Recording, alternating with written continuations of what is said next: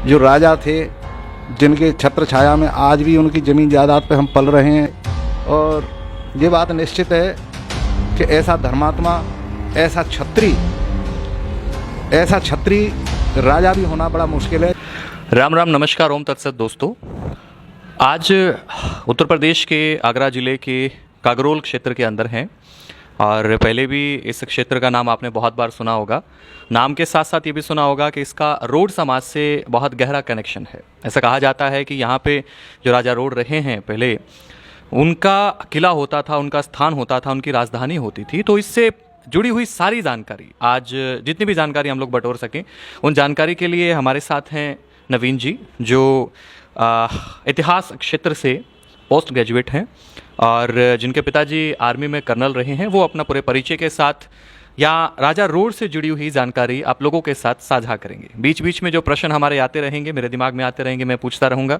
साथ में हमारे भाई हैं राहुल टूरन, गांव पोपड़ा से, उनके दिमाग में आते रहेंगे तो वो पूछते रहेंगे। राम राम जी। राम राम साहब जी।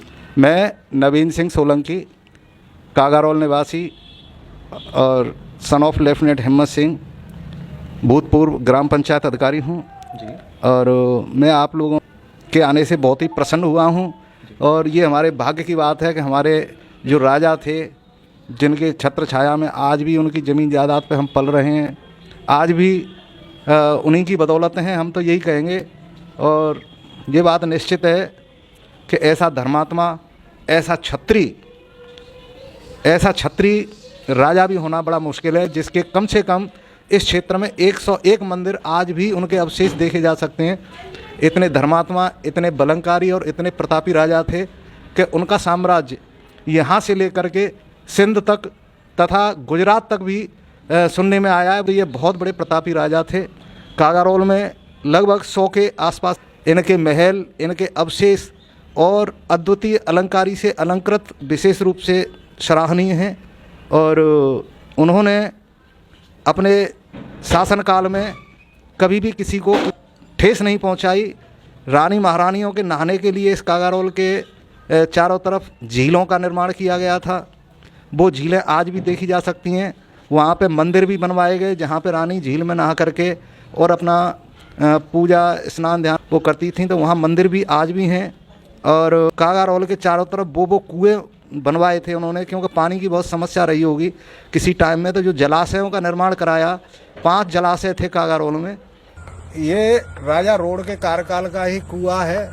इस प्रकार के 4 कुएं, जैसा कि मैंने पहले बताया था, वो कागारोल के चारों कॉर्नरों पे इसी प्रकार के कुएं बनाए थे। इसके जल स्रोत इस तरह के हैं कि वो कभी इसमें पानी ख़त्म नहीं होता।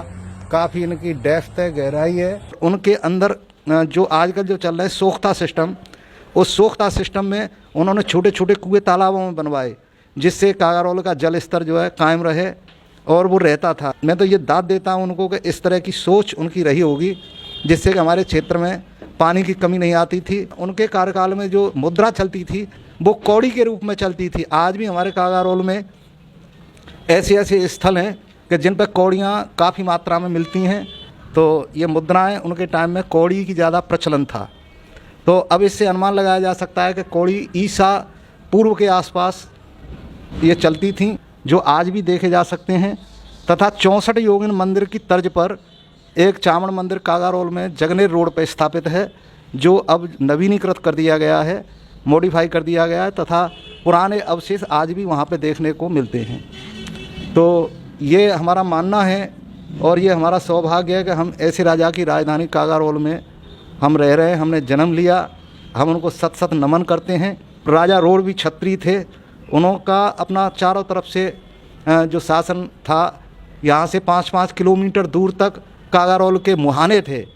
जैसे मेरठ क्षेत्र में मवाना पड़ता है, इसी प्रकार से जो मुहाने थे कागारोल के, वो चारों तरफ क्षेत्र में 5-5 किलोमीटर दूर पे देखे जा सकते हैं आज भी। उन्होंने आवागमन के साधन के लिए खीरागढ़ वाली नदी को विकसित किया था। तो ये दोनों नदियां हैं। नदियों के किनारे पानी के जहाज़ों से व्यापार हुआ करता था। आवागमन के यही एक यात्रा करने के साधन थे। उनको कोई बताता तो है नहीं, परंतु हाँ, उनके कुछ अवशेष ज़रूर मिल जाते हैं। तो इस तरह से उनकी अपनी मुद्रा भी चलती थी, जिन पर पशुओं की अलंकारी के चित्र मौजूद हैं। इसी के अनुसार उन्होंने उस मुद्रा को विकसित किया था। जी। तो इस प्रकार से जो है कागारोल राजा रोड की राजधानी था, और ये राजधानी यहीं तक सीमित नहीं रही। ये राजधानी फिर इन्होंने अपना और भी विकास किया, तांतपुर क्षेत्र और इधर से निकल के गुजरात तक भी उनके राजा रोड के शासनकाल के कुछ जिक्र अब भी सुनने में आ जाते हैं। सिंध नदी जो अब पाकिस्तान क्षेत्र का जो वो है एरिया, वहाँ तक इनका शासन था, और आवागमन के इनके पास में घोड़े वगैरह हुआ करते थे। आज भी घुड़सार और पशुओं के पीने के लिए पानी की व्यवस्था की गई थी। उस पानी में बड़ी बड़ी प्याऊएँ बनवाई गई थी। एक बधेवा नाम का कुआँ है जिससे भरने वाला कुआँ बोलते हैं, आज भी वो बहुत ही बढ़िया स्थिति में है। वहाँ पे जो है उनके अवशेष देखे जा सकते हैं। ये पशुओं से ज़्यादा लगाव था इनको, तथा इनके कार्यकाल में जो लिपि चलती थी वो पाली भाषा में हुआ करती थी। पाली भाषा के लिखित अवशेष आज भी हमारे कागारोल में हैं। तो इससे ये सिद्ध होता है कि यहाँ पाली भाषा का प्रयोग भी होता था।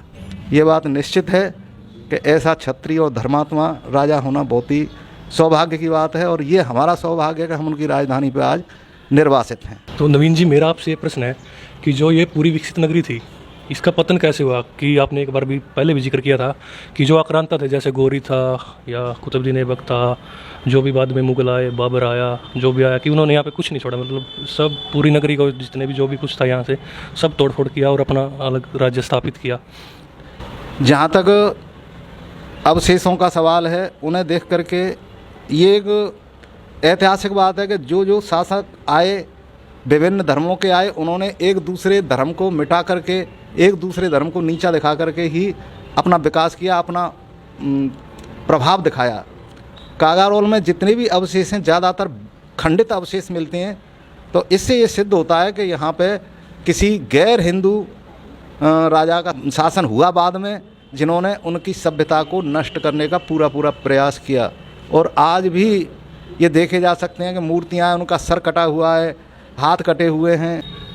जी नवीन जी, मेरा अगला प्रश्न आपसे ये है कि जो ये आपका क्षेत्र है, खेरागढ़ है या कागारोल, ऐसे कितने गांवों में आपको लगभग अवशेष मिलते हैं जो राजा रोड सम्राट अध्यक्ष से संबंधित है? जो भी पुराने अवशेष मिलते हैं, आज भी मिलते हैं। आपने कहा था कि लगभग 30 गांव तो ऐसे हैं जो मैं पूरी अच्छी तरह जानता हूँ कि ये अवशेष उस काल से संबंधित है, सम्राट अध्यक्ष से संबंधित है। ये इसमें कोई दो राय नहीं है कि 20, 25, 30 और इनकी मात्रा अधिक भी हो सकती है।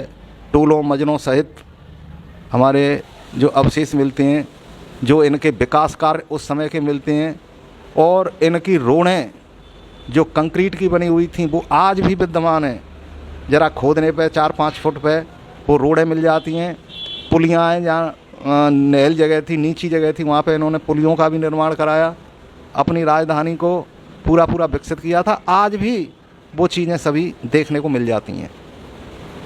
जी, और जो इनके मौर्य साम्राज्य के साथ संबंध थे, कहीं पे जिक्र बहुत बार आता है कि जैसे रोडू का जो रोड डायनेस्टी थी, जो पूरा ये रोड किंगडम था सम्राट ध्वज और इनके पूर्वजों का, इनके जो है मौर्य साम्राज्य के साथ आपस में जो बोलते हैं हम गिफ्ट शेयर करते थे, मतलब इनके अच्छे संबंध थे। उसके बारे में आपकी कुछ जानकारी है जो भी पुराने बौद्ध ग्रंथों में और उनमें जिक्र आता है इनका?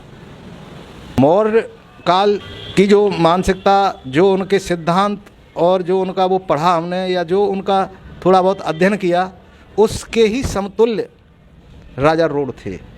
ऐसी ही मानसिकता के वो थे, इससे कतई मुकरा नहीं जा सकता। धर्म को बढ़ावा देना, अहिंसावादी, ये सब उनके अंदर गुण थे, जो कि जिनका तो जिक्र भी करना बहुत ही इस कलयुग में भाग्य की बात है। बहुत ही भाग्य से आज उनका नाम ले करके, उनका आदर करके हम ये कहने को मजबूर हैं कि हाँ, वास्तव में वो इस तरह की मानसिकता के हमारे राजा रोड थे, जिस तरह के चंद्रगुप्त मौर्य थे। जी, खुदाई में क्या क्या अवशेष मिले हैं आपके गांव के आसपास या और क्षेत्र में? एक आप बता रहे थे कि वो रणखंडी मंदिर है या वनखंडी मंदिर है, वो प्राचीन जो है वो राजा रोड द्वारा ही बनाया गया हुआ है, और प्राचीन शिवलिंग वो अभी भी स्थापित है वहाँ पे। जी, आज भी है, मान्यता है, पूजा होती है वहाँ पे, और ये बिल्कुल सत्य है। और आज तो वो विकसित भी बहुत हो गया है, और बहुत ही अच्छा मंदिर है कागारोल में। और समय मिला तो मैं आपको दिखाऊंगा, अभी उनका अवलोकन कराऊंगा। सर, आपकी ये सब जानने की जिज्ञासा कब हुई? क्योंकि इतना तो हम भी नहीं जानते जितनी जानकारी आपको, जो हमारा सीधा संबंध है सम्राट राजा रोड जी से, पूरे इस रोड समाज का जो सीधा संबंध है, इतना तो उन लोगों को भी नहीं पता। इतनी जानकारी आपकी, मतलब कहाँ से आपने ये सारा सब संकलित किया? रोड समाज की तो हम इतना ही कहेंगे कि आपको जो जिज्ञासा है उससे ज़्यादा कहीं जिसकी जगह पे हम रह रहे हैं उस जगह का इतिहास जानना ज़रूरी होता है। और खुदाई में जो अवशेष मिले, जो हमारी किंवदंतियाँ अब तक चलती आ रही हैं, उनके आधार पे ही हमने उन राजा का नाम सुना तो हमारी इस तरह की धारणा रही कि हम इनको देखें। और जहाँ कहीं भी अवशेष निकलते थे हम पहुँचते थे बचपन से। बुज़ुर्गों से जो हमने सुनने को मिला वो यही मिला कि हमारे जो राजा थे वो किस तरह के थे। तो ये इस तरह से हमारी जिज्ञासा बढ़ती गई। तो उसमें जो हमें ये पता चला कि यहाँ पे जब गांव वाले बताते थे कि ये सब राजा रोड का तालाब है, ये राजा रोड का मंदिर था, ये राजा रोड का ये था, तो इस तरह से हमको ये पूरी नॉलेज नौकरी के हिसाब से बढ़ती चली गई। और जगह जगह जहाँ इनकी टकसालें थीं, आज वो टकसाल भी हैं और वहाँ पे दबा हुआ कौड़ियों का खजाना कुंटल 2-4 कुंटल इस तरह की ये मिल जाती हैं। तो इस तरह से जिज्ञासा होती चली, क्योंकि जब कोई चीज़ में आदमी प्रयास करता है और उसमें सफलता मिलती है तो उसकी जिज्ञासा और बढ़ जाती है। तो हमारी इसी तरह की जिज्ञासा बढ़ती चली गई और हम जो है इस मामले में काफ़ी हद तक अपनी जानकारी रखते हैं। रानी सोरठ से जुड़ी हुई कुछ चीज़ें आप बता रहे थे। तो जो भी पुरानी हमारे पास सामग्री उपलब्ध है उसमें यह जिक्र आता है कि जो रानी सोरठ थी वो कलिंग के राजा दक्ष की पुत्री थी। आप एक बार इसका स्पष्टीकरण करेंगे कि आपके यहाँ पर क्या था इस प्रकार से? जो रानी सोरठ थी वो उनके एक ही रानी थी, पर हाँ वो होंगी तो कोई बहुत सुंदर रानी होंगी जिनकी मूर्तियाँ और जो निकलती हैं इस तरह से अनुमान लगाया जा सकता है कि हो सकता है कि ये उन्हीं महारानी का मूर्ति हो। फतेहपुर सीकरी में भी, फतेहपुर सीकरी जो दरगाह है उसके पास में भी एक वीर छबीली टीला है, वहाँ तक भी राजा रोड का राज था। तो वहाँ पे वीर छबीली जो थी उसकी आज भी मूर्ति रखी हुई है। तो ऐसी उनसे अंदाज़ा लगाते हैं कि भाई ये रानी बहुत ही सुंदर थी, तो बहुत ही धार्मिक प्रवृत्ति की थी। जो चीज़ें खुदाई में मिली हैं वो कहाँ पे हमें मिलेंगी? अभी भी यत्र तत्र ये अवशेष बिखरे पड़े हैं और कहीं कहीं मैंने अपने कार्यकाल में जब उसमें थे हम पावर में तो हमने इनको एकत्रित करके वहाँ पे और भी विकास करवाया आधुनिक। और आज भी ये जगह जगह और बाकायदा मान सम्मान से ये प्रतिष्ठित हैं और समय समय पे जो निकलती हैं उनको मंदिरों में इनको रखवा दिया जाता है। उन मंदिरों में आज भी ये देखने को मिलती हैं। तो जो लेख हैं उनसे यही सिद्ध होता है, क्योंकि वो पाली भाषा में है। एक जगह इतना पढ़ने में ज़रूर आता है कि 203 सम्मत 203 की एक अवशेष इस तरह का लिखित में मिलता है जो आज भी रखा हुआ है, सुरक्षित है। उन सबसे अच्छी इनकी मानसिकता थी। ये बहुत ही अच्छे राजा थे जिनकी आज भी हमारे कागारोल में बहुत बड़ी मान्यता है। और हमारे क्षेत्र में भी राजा रोड की जगह पे एक मंदिर है भिलावली में, वहाँ पे हमने तालाब खुदवाया तो वहाँ पे खुदाई में इनके अवशेष निकले थे जिनको पीपल के पेड़ के नीचे रखवा दिया गया था। और लोगों ने बताया कि ये राजा रोड का पुराना रास्ता है। यहाँ तक उस रास्ते को हमने अब तक विकसित करा दिया है। क्योंकि हम कागारोल के थे तो हमें अपने राजा की भूमि से तो लगाव होना स्वाभाविक ही है। अंकल जी, जैसा आपने बताया कि आपने राजा रोड पे मतलब शोध किए, तो क्या आप कुछ अंदाज़ा बता सकते हैं कि उनका राज आज से कितने वर्ष पहले था? मतलब कुछ आइडिया? 203 सम्मत समझो। 203 सम्मत का तो अभी एक मूर्ति है गौतम बुद्ध की, उस पर लिखा हुआ है और वो पाली भाषा में, चूँकि वो है नहीं, हिंदी होती तो हम लोग पढ़ भी लेते।